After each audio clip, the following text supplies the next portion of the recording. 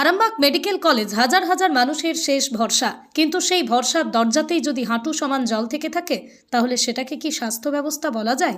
আমরা বারবার দেখিয়েছি আরামবাগের রাস্তা, বাসস্ট্যান্ড, মেডিকেল কলেজ, সাধারণ মানুষের মৌলিক সমস্যাগুলো কিভাবে অবহেলার শিকার হচ্ছে।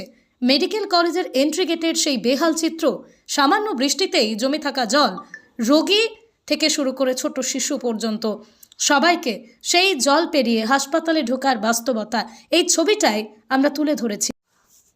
চিকিৎসার আগের লড়াই জল পেরোনোর আরামবাগ মেডিকেল কলেজের প্রবেশপথে চরম অব্যবস্থা। আরামবাগ মেডিকেল কলেজ হুগলি জেলা ও আশপাশের একাধিক জেলার মানুষের কাছে আজও শেষ ভরসা। বাঁকুড়া, পুরুলিয়া, পূর্ব মেদিনীপুর, দূর দূরান্ত থেকে প্রতিদিন অসংখ্য রোগী এখানে চিকিৎসার আশায় ছুটে আসেন। বহুতল ভবন তৈরি হয়েছে, পরিকাঠামো চোখে পড়ার মতো, কিন্তু প্রশ্ন একটাই, এই পরিকাঠামো কি সাধারণ মানুষের জন্য কার্যকর? বাস্তব চিত্র বলছে আজও সিস্টেমেটিক পরিষেবা থেকে বঞ্চিত রোগীরা। ভালো ডাক্তারদের ঘাটতি, উন্নত মেশিনের অভাব, চিকিৎসায় গাফিলতির অভিযোগ, এসব যেন নিয়মিত খবরের শিরোনাম। কখনো রোগী মৃত্যু, কখনো শিশু বদল, কখনো আউটডোরে ওষুধ নিতে লাইনে দাঁড়িয়ে থাকা মানুষের মাথার উপর টপকে পড়ছে জল। আজ আমরা দেখাচ্ছি মেডিকেল কলেজের এন্ট্রি গেটের অবস্থা। সামান্য বৃষ্টিতেই সেখানে হাঁটু সমান জল জমে যাচ্ছে। একটা মেডিকেল কলেজের প্রবেশপথ কেমন হওয়া উচিত? পরিষ্কার রাস্তা, নিরাপদ চলাচল, পর্যাপ্ত নিরাপত্তা, পানীয় জলের ব্যবস্থা, অপেক্ষার জায়গা, এগুলো কি বিলাসিতা নাকি মৌলিক অধিকার? বাস্তবে দেখা যাচ্ছে রোগী, বৃদ্ধ, ছোট শিশু সকলকেই সেই নোংরা জমা জলের মধ্যে দিয়ে জীবন হাতে নিয়ে হাসপাতালে ঢুকতে হচ্ছে। আরামবাগ শহর যত উন্নত হচ্ছে ততই কি অব্যবস্থা ও দায়বদ্ধতার অভাবে পিছিয়ে পড়ছে তার সবচেয়ে গুরুত্বপূর্ণ পরিষেবা? প্রশ্ন উঠছে, এই পরিস্থিতি কেন? কোথায় প্রশাসনিক নজরদারি? দায়িত্বে যারা আছেন তারা কি সত্যিই এই সমস্যাগুলো দেখছেন? মানুষ উত্তর চায়, আর এই প্রশ্নগুলোর উত্তর না পাওয়া পর্যন্তই অব্যবস্থার দায় কার তা নিয়েও প্রশ্ন থেকেই যাবে। আজ সেই একই জায়গায় দৃশ্য বদলেছে, জমে থাকা জল সেচে ফেলা হয়েছে।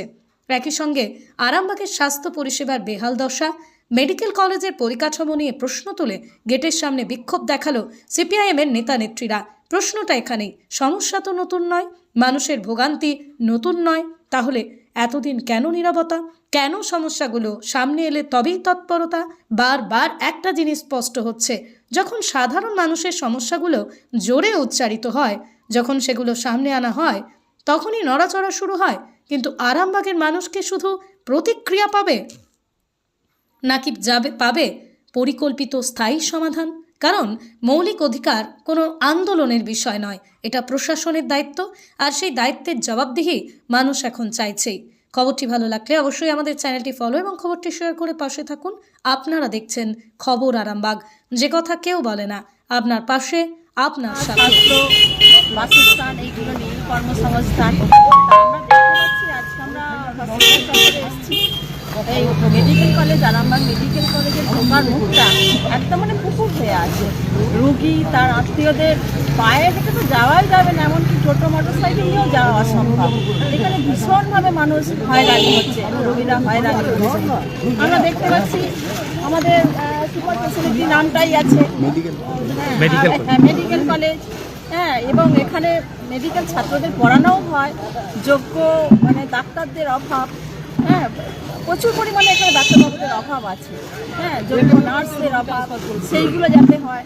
তারপর ধরুন একটা সাধারণ মানুষ যে এখানে ওষুধ পাবে বলে আসছে, যে এখানে সঠিক স্যালাইন পাবে, সঠিক ওষুধ পাবে, সঠিক তাদের পরীক্ষা নিরীক্ষাগুলো হবে, সেগুলো তাদেরকে বাইরে থেকে করতে হচ্ছে, এই জল জমে বেরিয়েছে।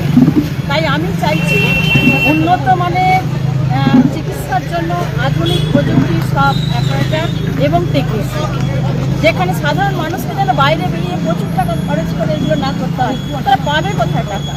হ্যাঁ, এই দিকগুলো সরকারকে অবিলম্বে দেখার জন্য এবং এই পোকার মুখে যে জল জমে আছে এর সুব্যবস্থা করার জন্য আমি সরকারকে অবিলম্বে এটা করার জন্য আবেদন করছি। এটাই আমাদের আজকের এটা দাবি আর কি। এরকম একটা মেডিকেল কলেজ এখানে যাতে সর্বস্তরের মানুষ, বিশেষ করে গরিব মানুষ, তারা যাতে সমস্ত রকমের সুব্যবস্থা পায়, এটা আমাদের একদম।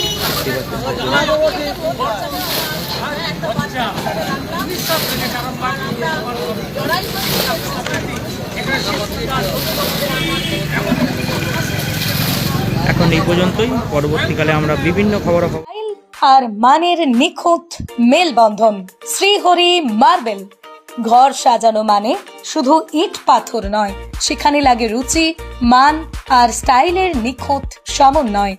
শ্রীহরি মার্বেল, যেখানে পাবেন দেশের নামি দামি কোম্পানির মার্বেল, ফ্লোর টাইলস, হাত ধোয়ার বেসিন থেকে ঠাকুর দেবতার ছবি, টাইলস সব এক ছাদের নিচে। বিশ্বাস, মান আর যত্ন প্রতিটা পণ্যের প্রতিটা ইঞ্চিতে। আপনার ঘর হোক শ্রেষ্ঠের ছোঁয়ায়। শ্রীহরি মার্বেল, আরামবাগ। আমাদের ঠিকানা আরামবাগ পল্লীশ্রী মোড়, গ্রিন হাউসের পাশে। যোগাযোগ দেবাঞ্জন ঘোষ। যোগাযোগ নাম্বার 9126509164। স্টাইল আর মানের নিখুঁত মেলবন্ধন। শ্রীহরি মার্বেল।